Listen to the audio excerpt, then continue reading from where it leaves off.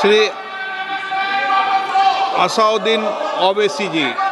Sir, I stand to oppose the introduction of J&K Reorganization Amendment Bill 2025, Union Territories Amendment Bill 2025, and the Constitution 130 Amendment Bill 2025, sir.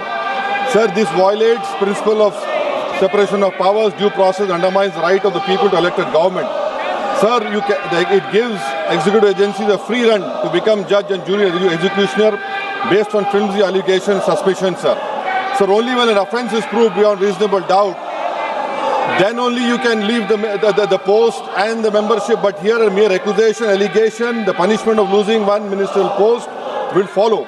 Sir, Parliament democracy's chief ministers and ministers can only be removed through true means. First, executive prime minister can recommend their removal if the second council of ministers lose confidence of the legislature. Now this bill would empower the unelected executive and bureaucracy to play the role of legislature. Sir, it undermines representative parliament democracy. This amendment would leave the minister and CM at the mercy of executive agencies. The severity of the amendment is not only in the fact that one loses their position if they are arrested, but even if they are detained. Detention and administrative action doesn't require an offence to be made.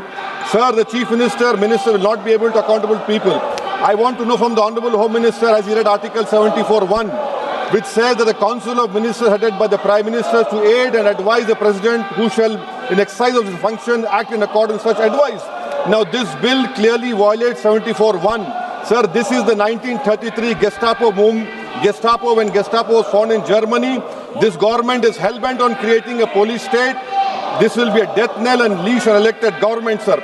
Indian constitution is being amended to turn this country into a police state. BNS 152, the Home Minister promised in this house that sedition would not be used.